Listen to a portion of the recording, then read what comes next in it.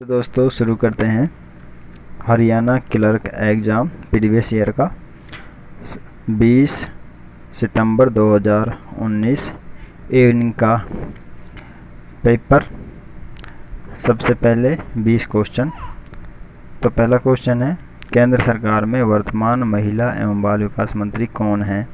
तो ये 2019 का करंट का क्वेश्चन था, सितंबर महीने का। ए ऑप्शन है मेनका गांधी, बी ऑप्शन है स्मृति ईरानी, सी ऑप्शन है नजमा हेपतुल्ला, डी ऑप्शन है इनमें से कोई नहीं। तो ये महिला थी जो उस समय बाल विकास मंत्री थी और इनसे पहले स्मृति ईरानी रही थी। तो आपका राइट आंसर होगा मेनका गांधी। देखते हैं 19 अक्टूबर 2009 को जो मेनका गांधी थी ये सामान्य प्रयोजन समिति की सदस्य बनी। 26 मई 2014 को केंद्रीय महिला एवं बाल विकास मंत्री बनी ये, और जब भी क्वेश्चन पूछा गया था उस समय भी ये बाल विकास मंत्री थी। दूसरा क्वेश्चन है, देश में निम्नलिखित में से किस नदी में सर्वाधिक समृद्ध भूजल संसाधन है? जो सबसे अधिक भूजल संसाधन है यानी कि जो सबसे अधिक जल की जो पूर्ति करती है जो वो नदी आपकी गंगा नदी है। ए ऑप्शन में नर्मदा, बी गंगा, सी ब्रह्मपुत्र और डी गोदावरी आपका राइट आंसर होगा, यानी कि गंगा नदी। 170 पॉइंट कुछ इसमें पानी होता है जो ये सबसे अधिक भूजल संसाधन यानी कि जो भूमि के लिए जल संसाधन की पूर्ति की करती है। तीसरा क्वेश्चन है, कामायनी किसने लिखी? ए ऑप्शन है सुमित्रा नंदन पंत, ये जो बुक है कामायनी नाम की। बी ऑप्शन है महादेव वर्मा, सी ऑप्शन है सूर्यकांत त्रिपाठी और डी ऑप्शन है जयशंकर प्रसाद। तो आपका राइट आंसर होगा यहाँ पर जयशंकर प्रसाद ने कामायनी लिखी थी। ये जयशंकर प्रसाद जी का फ़ोटो है यहाँ पर, और ये इन्होंने कामायनी ये बुक्स का नाम दिया हुआ है, नीचे इनका नाम लिखा हुआ है, ये जयशंकर प्रसाद। आगे इसके बारे में सार देखते हैं इस बुक का। कामायनी ने पौराणिक रूपक लेकर मानवीय भावनाओं विचारों, यानी कि यहाँ पे बुक की बात हो रही है। कामायनी जो बुक्स है उसमें पौराणिक रूपक, इसमें किताब ने क्या किया, इसने पौराणिक रूपक लेकर के मानवीय भावनाओं विचारों और कार्यों के परस्पर क्रिया को दर्शाया है इस बुक ने। और बुक किसने लिखी? बुक लिखी आपकी जयशंकर प्रसाद जी ने। तो इसको हम ये भी कह सकते हैं कि जयशंकर प्रसाद जी ने कामायनी बुक में मानवीय भावनाओं विचारों और कार्यों की परस्पर क्रिया को दर्शाया है। चौथा क्वेश्चन, निम्नलिखित में से कौन सा दांडी मार्च के साथ शुरू हुआ था? तो दांडी मार्च के साथ आपका सवर्ण अवज्ञा आंदोलन स्टार्ट हुआ था। सबसे पहले दांडी मार्च या इसको नमक मार्च भी कहते हैं। तो ए ऑप्शन है होम रूल आंदोलन, बी ऑप्शन है भारत छोड़ो आंदोलन 1942 में हुआ था ये, सी ऑप्शन है सवर्ण अवज्ञा आंदोलन ये 1930 में हुआ था, और डी ऑप्शन है आपका असहयोग आंदोलन। तो आपका राइट आंसर होगा सवर्ण अवज्ञा आंदोलन 1930, ये दांडी मार्च के साथ साथ शुरू हुआ था। तो देखते हैं इसके बारे में, नमक मार्च पर गांधी, इसी को दांडी मार्च कहते हैं। तो 5 फरवरी को समाचार पत्रों ने बताया कि गांधी नमक कानूनों को धता बताकर सवर्ण अवज्ञा शुरू करेंगे। तो ये 5 फरवरी 1930 की बात यहाँ पर हो रही है। तो समाचार पत्रों में उस टाइम ये बताया गया था कि गांधी नमक कानूनों को धता बताकर सवर्ण अवज्ञा शुरू करेंगे। नमक सत्याग्रह 12 मार्च को शुरू होगा और 6 अप्रैल को गांधी नमक अधिनियम को तोड़कर दांडी में, जो दांडी नाम की जगह है वहाँ पर इसको समाप्त कर देंगे इस कानून को। और उसके बाद में ये 5 फरवरी कि यहाँ पे जो न्यूज़ अखबारों में ये अनुमान लगा करके न्यूज़ दी गई थी। तो 5वां क्वेश्चन है, राज्यसभा के सदस्य चुने जाते हैं। ए ऑप्शन है विधान परिषद के चयनित सदस्यों द्वारा, बी ऑप्शन है भारत के लोगों द्वारा, सी ऑप्शन है लोकसभा के सदस्यों द्वारा, डी ऑप्शन है एकल हस्तांतरणीय वोटों का प्रयोग कर राज्य और क्षेत्रीय विधायिका द्वारा अप्रत्यक्ष चयनित। तो आपका राइट आंसर होगा ऑप्शन नंबर डी। यहाँ पे क्या होता है, जो विधायक लोगों द्वारा जो चुने जाते हैं उनके वोटों का एक वेटेज निकाला जाता है, और वेटेज निकालने के बाद उन वोटों से ही राज्यसभा का सदस्य चुना जाता है अप्रत्यक्ष रूप से। तो आपका राइट आंसर होगा ऑप्शन नंबर डी। यहाँ पे रीजनिंग का क्वेश्चन है। पहला यहाँ पर संख्या दी गई है 9, फिर 12, फिर 11, फिर 14, फिर 13, फिर 16, फिर 15। तो आगे जो 2 खाली स्थान दिए गए हैं उनमें क्या आएगा, ये सही हमको ये जो श्रृंखला दी गई है श्रेणी, इसको पूरा करना है। तो ए ऑप्शन है 14 13, बी ऑप्शन है 18 21, सी ऑप्शन है 14 17, डी ऑप्शन है 18 17। तो देखते हैं इस किस प्रकार से इसमें यहाँ पर क्रम बन रहा है। यहाँ पर 9 और 1 अंक छोड़ करके 9 और 2 11, फिर 11 के बाद में 1 अंक छोड़ा, फिर 2 ऐड किए 13 आ गए, फिर 13 में 2 अंक ऐड किए 1 अंक छोड़ करके तो 15 आया, फिर 15 में 1 अंक छोड़ करके 2 अंक ऐड किए तो 17 आएगा सबसे लास्ट में। तो यहाँ पे 17 2 में है COD में। तो अब इसको में देख लेते हैं क्या आएगा जो खालिस्तान बच गया। तो इसमें हम 9 को छोड़कर 12 को देखते हैं, 12 के बाद में फिर 2 ऐड करते हैं तो 14 देखते हैं, 1 छोड़ करके फिर 14 में 2 ऐड करते हैं 16 हो जाता है, फिर 1 अंक बीच में छोड़ के फिर 16 में 2 ऐड करते हैं तो ये 18 हो जाएगा, 1 15 को बीच में छोड़ करके तो 18 17 आपका राइट आंसर होगा ऑप्शन नंबर डी। इसी तरह रीजनिंग का 7वां क्वेश्चन है QARRAS SAT TAU वो खालिस्तान की पूर्ति करनी है यहाँ पर। तो आपको पता है ए बीच में सब क्या आ रहा, तो ए तो सबके बीच में आएगा ही। तो क्यू से देखते हैं, सबसे पहला जो QAR है उसमें क्यू पहला शब्द है पहला, उसके बाद में आर है QRST, तो टी के आगे क्या आएगा, टी का आएगा यू, तो यू इसमें आ रहा है ए और बी ऑप्शन में। उसके बाद में फिर ए लगाने दिया, उसके बाद में UA, ये तो यहाँ तक क्लियर हो गया, ए या बी में से क्वेश्चन है आंसर है। उसके बाद में देखते हैं QA के बाद में आर है, आर के बाद में अगले में लास्ट में एस है, उससे अगला जो क्रम यहाँ पे जो दिया गया 3 अक्षरों का जो ये जो सेट यहाँ पर टी है, उसके लास्ट में अगले 3 अक्षरों के टी के बाद में यू और यू के बाद में आता आपका वी। तो आपका राइट आंसर होगा ऑप्शन नंबर ए। 8वां क्वेश्चन है कौन सा शब्द अन्य से संबंधित नहीं है। तो यहाँ पर एक अलग शब्द बताना है। तो ए ऑप्शन पुस्तक, यहाँ पर बी ऑप्शन है आपका अनुक्रमणिका और सी ऑप्शन है शब्दावली, डी ऑप्शन है अध्याय। तो आपका राइट आंसर होगा ए यानी कि पुस्तक। यहाँ पे जो तीसरा ऑप्शन यहाँ पे दिया है अनुक्रमणिका, ये एक पार्ट है, एक पुस्तक का, एक बुक्स का, एक उसके पाठ का। शब्दावली भी एक पाठ और उस पाठ में भी एक शब्द, एक वाक्य की बहुत छोटी एक शब्द सबसे छोटी इकाई है। अध्याय यानी कि एक पाठ, जबकि पुस्तक क्या है, पुस्तक ये सबसे इनमें सभी को समेटे हुए है। तो पुस्तक आपका राइट आंसर होगा। 9वां क्वेश्चन देखते हैं, उस युग्म का चयन कीजिए जिसके बीच वही संबंध है जो शब्दों के मूल युग्म से है। तो आपको यहाँ पे रीजनिंग का एक क्वेश्चन है, बताना है संबंध। तो पंखुड़ी का फूल किससे क्या संबंध है, यानी कि काफ़ी सारी पंखुड़ियों से मिलकर के फूल बना होता है, यानी फूल का एक पार्ट्स है पंखुड़ी। तो पहले पार्ट्स दिया गया है, फिर पूरा फूल दिया गया है आगे। तो इसी तरह ए में है नमक मिर्च, बी है टायर साइकिल, सी है बेसबॉल और डी ऑप्शन है सैंडल शूज। तो आपका राइट आंसर होगा यहाँ पर टायर साइकिल, यानी कि टायर जो है वो एक पार्ट्स है साइकिल का। तो आपका राइट आंसर होगा ऑप्शन नंबर बी। 10वां क्वेश्चन है, 5 लड़कियां एक पंक्ति में बैठी हैं, राखी सुलेखा तो आभा के निकट नहीं है, अनुराधा सुलेखा के निकट नहीं है, राशि से मोनिका के निकट है, मोनिका पंक्ति में मध्य में है, तब अनुराधा निम्न में से किसके निकट है। ए ऑप्शन है सुलेखा, बी ऑप्शन है मोनिका, सी ऑप्शन है राशि, डी ऑप्शन है आभा। तो आपका राइट आंसर होगा यहाँ पर राशि। तो यहाँ पे सबसे पहले हम इस सेंटेंस को यहाँ से पकड़ते हैं, यानी मध्य में कौन है। तो यहाँ पे दिया गया है कि मध्य में मोनिका है, मोनिका क्या है, पंक्ति के मध्य में है, और 5 लड़कियां हैं। तो जब 5 लड़कियां हैं, मोनिका मध्य में है, तो 2 उसके इधर होंगी, 2 इधर होंगी। फिर यहाँ पे एक चीज़ बता दी, यहाँ पे बता दिया आपको कि राशि सुलेखा अथवा आभा के निकट नहीं है, यानी कि राशि जो है वो सुलेखा और आभा के निकट नहीं है। तो सुलेखा और आभा जो है इनको एक ही साइड में रख देंगे हम, यानी कि जो मोनिका दी गई है उसके। अगर इसको हम अलग अलग रखेंगे तो वो क्या है, राशि इनके नज़दीक आ जाएगी, इसलिए इन दोनों को हम एक ही साइड, कोई सी भी एक साइड में इन दोनों को रख देंगे। और राशि आगे दिया गया है कि राशि जो मोनिका के निकट है और मोनिका मध्य में, तो सबसे पहले मोनिका को मध्य में बैठाएंगे, उसके नज़दीक राशि लाएंगे।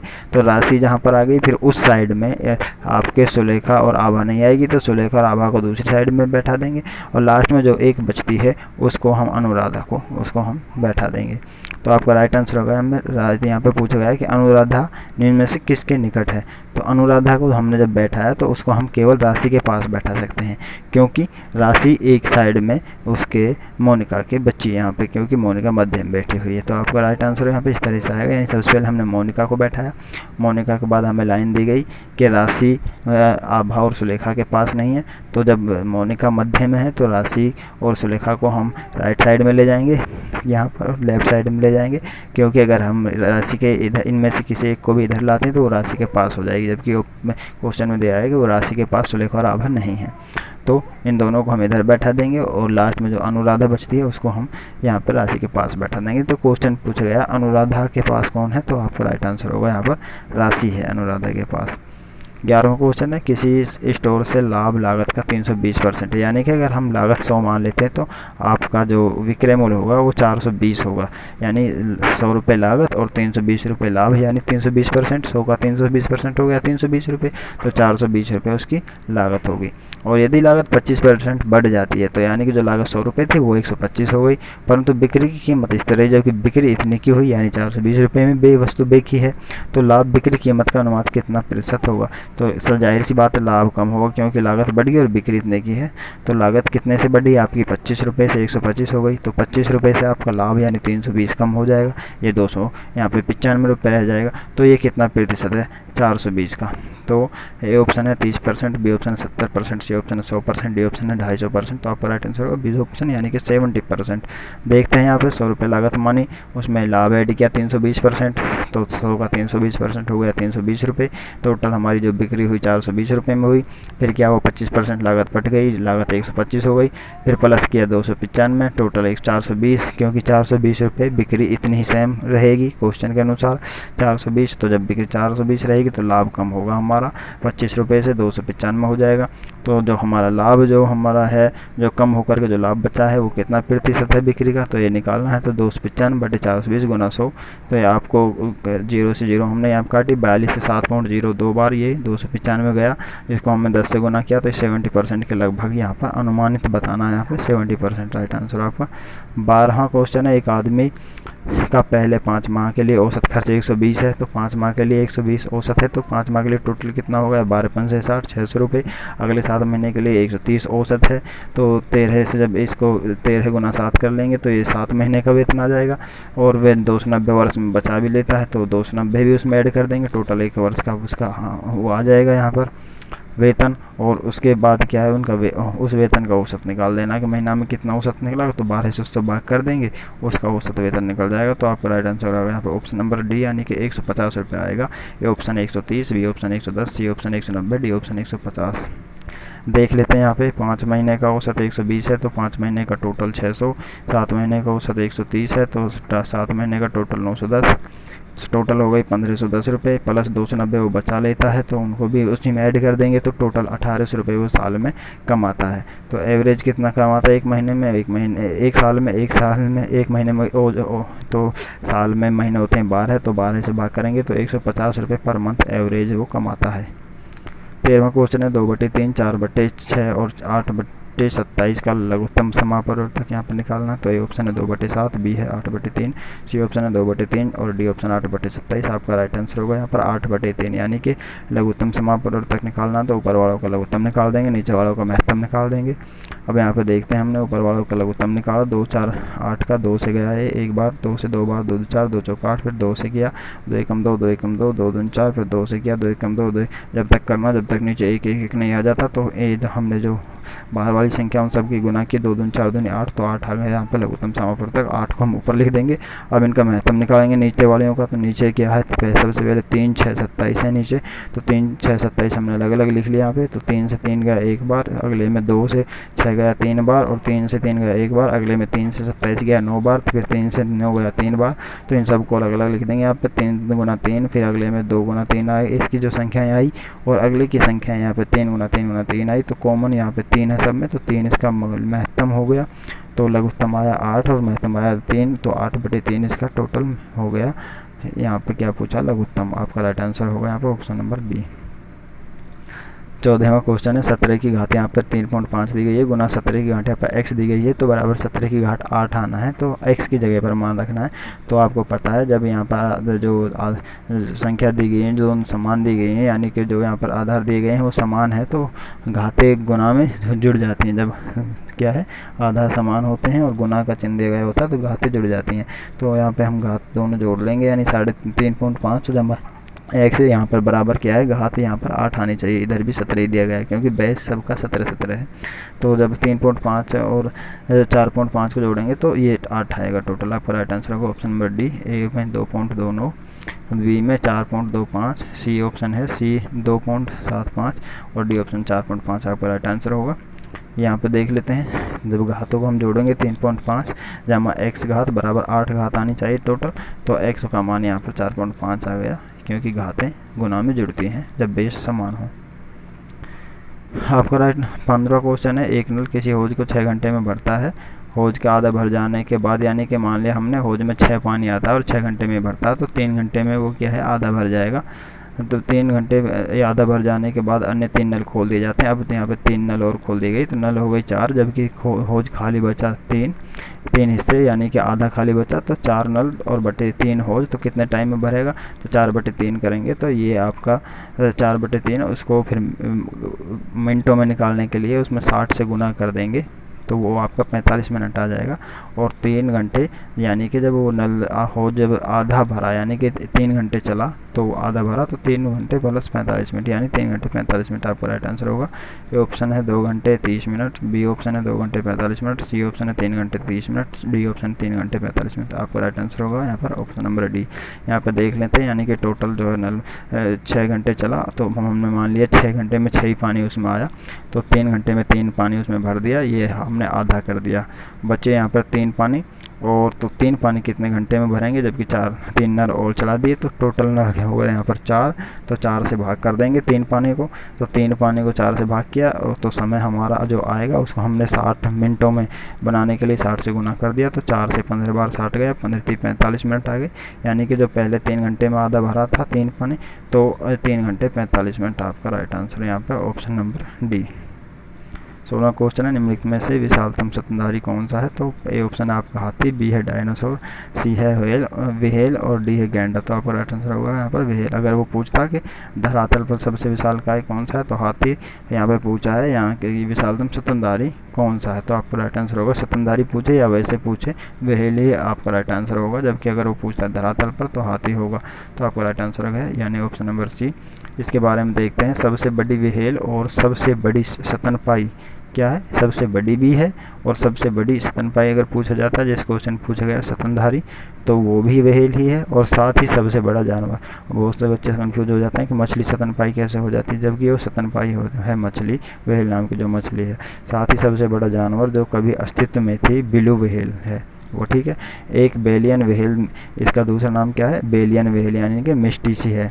सबसे लंबे समय तक पुष्टि नमूनों के अनुसार, यानी कि जो सबसे लंबे समय तक जो पुष्टि हुई है रिसर्च के बाद नमूनों के आधार पर, तो वो हुई है कि 33.58 मीटर, यानी कि 110.17 फुट सबसे जो लंबी व्हेल की अभी तक पुष्टि हुई थी, और जिसका वजन लगभग 160 टन था। तो अभी तक सबसे जो बड़ी व्हेल है, इसका वजन भी पूछ सकते हैं, वो 33.58 मीटर तक वाली व्हेल की यहाँ पर सर्च में पता लगा लिया गया, यानी 110.17 फीट की, और जिसका वजन 160 टन था। 17वां क्वेश्चन है, मरीचिका किसका एक उदाहरण है। ए ऑप्शन है केवल प्रकाश के अपवर्तन का, बी ऑप्शन है केवल प्रकाश के पूर्ण आंतरिक परावर्तन का, सी ऑप्शन है प्रकाश के अपवर्तन और पूर्ण आंतरिक परावर्तन का, डी ऑप्शन है केवल प्रकाश के परिक्षेपण का। तो आपका राइट आंसर होगा यहाँ पर ऑप्शन नंबर सी, यानी प्रकाश के अपवर्तन और पूर्ण आंतरिक परावर्तन का मरीचिका एक उदाहरण है। मरीचिका के बारे में यहाँ पे थोड़ा सा देख लेते हैं, तो आपका right answer option number C है। एक मृग तृष्णा यानी मरीचिका स्वाभाविक रूप से होने वाली ऑप्टिकल घटना है, ठीक है, जिसमें प्रकाश किरणें दूर की वस्तुओं में आकाश की विस्थापित छवि का निर्माण करने के लिए झुकती हैं, ठीक है। यानी कि जो प्रकाश की किरणें होती हैं वो या तो किसी दूर की वस्तु या फिर आकाश की जो विस्थापित छवि होती है उसका निर्माण करने के लिए यहाँ पर झुकती हैं। तो मतिभ्रम के विपरीत एक मृग तृष्णा एक, तो इसकी एक क्वेश्चन और बनता है कि मृग तृष्णा का विपरीत क्या होता है, मतिभ्रम। मृग तृष्णा एक वास्तविक प्रकाशीय घटना है जिसे कैमरा पर कैद किया जा सकता है।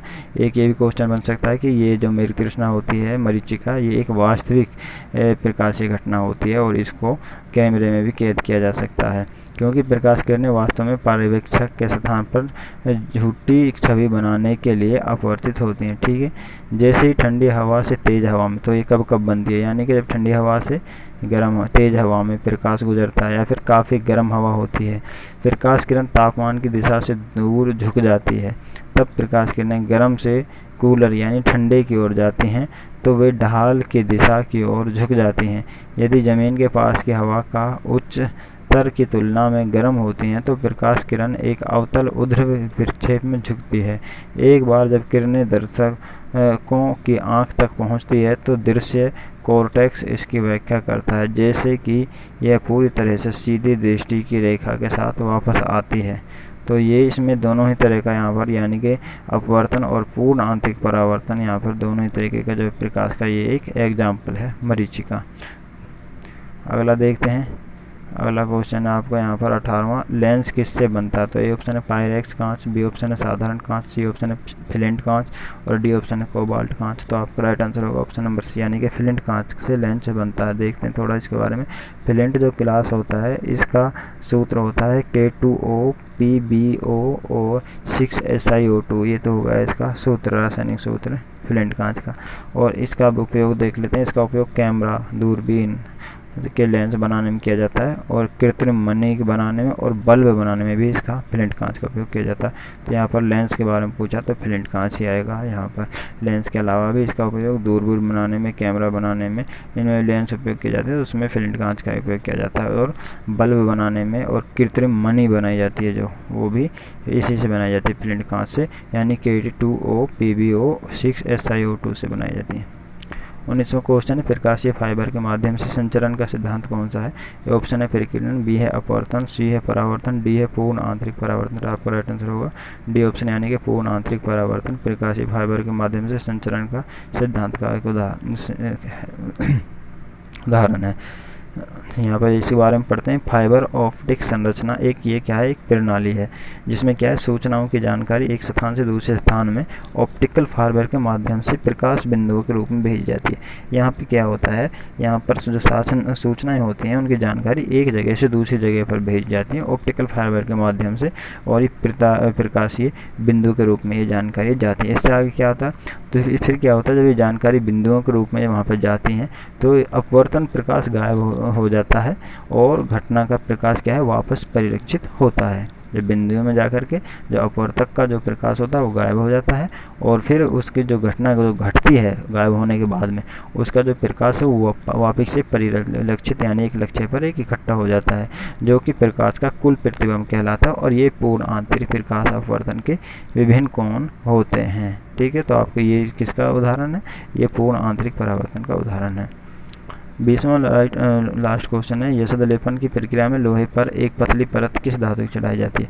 तो ये ऑप्शन तांबा, बी निकल, जी सी जस्ता और डी ऑप्शन 10। तो आपको राइट आंसर होगा यहाँ पे ऑप्शन नंबर सी यानी कि जस्ते की जो परत है यहाँ पर लोहे के अधिकतर जो लोहे से बनी चीज़ें होती हैं उनके ऊपर चढ़ाई जाती है, ताकि उनको मोस्टली जंग लगने से बचाया जा सके। इसके अतिरिक्त उनको अधिक से अधिक क्षय से बचाया जा सके, यानी कम से कम क्षय हो वस्तुओं का, इसलिए वहाँ पर जस्ता परत की धातु चढ़ाई जाती है। इसकी चढ़ाने की कई विधियाँ हैं, तो यहाँ पर देख लेते थोड़ा। यशदीकरण भी बोला जाता है इसको, या फिर इसको गैल्वेनीकरण भी बोला जाता है, और इसको यशद लेपन भी बोला जाता है, और जबकि अंग्रेजी का जो शब्द है वो गैल्वेनीकरण है। तो ये क्या होता है, एक धातुक्रम प्रक्रम है जिसमें इस्पात या लोहे के ऊपर जस्ते की परत चढ़ा दी जाती है। इससे इन धातुओं का क्षरण यानी विशेषतः जंग लगना या फिर अन्य किसी भी तरीके का डेप्रिसिएशन है वो क्या है, कम हो जाता है या फिर रुक जाता है बिल्कुल। यद्यपि यशदीकरण की प्रक्रिया स्वयं एक गैर विद्युत रासायनिक प्रक्रिया है, किंतु फिर भी यह प्रक्रिया एक विद्युत रासायनिक उद्देश्य की पूर्ति करती है। ये खुद एक विद्युत रासायनिक प्रक्रिया नहीं है, पर ये जो कार्य विद्युत रासायनिक प्रक्रियाएँ करती है वही कार्य ये करती है। यह प्रक्रिया अधिकांश यूरोपीय भाषाओं में गैल्वेनाइजेशन कहलाती है। ठीक है, इंग्लिश में गैल्वेनीकरण और यूरोपीय भाषा में अधिकतर इसको क्या बोलते हैं, गैल्वेनाइजेशन, यानी आपको समझ जाना इनमें से कोई सा भी शब्द आपको मिलता है तो, या फिर यशदीकरण या फिर यशदलेपन, ठीक है, कहलाता है। और इसका यह नाम, ये नाम इसका गैल्वेनाइजेशन कहाँ से आया, ये आया था इतालवी वैज्ञानिक लुइगी कैल्वेनी, इसका क्या है, उसी के नाम पर इसका नाम पड़ा, कैल्वानी, लुइगी कैल्वानी के नाम पर इसका नाम है, ये गैल्वेनाइजेशन पड़ा था। तो आपका राइट आंसर होगा यहाँ पर ऑप्शन नंबर सी। आज के लिए थे 20 इंपॉर्टेंट क्वेश्चन ये।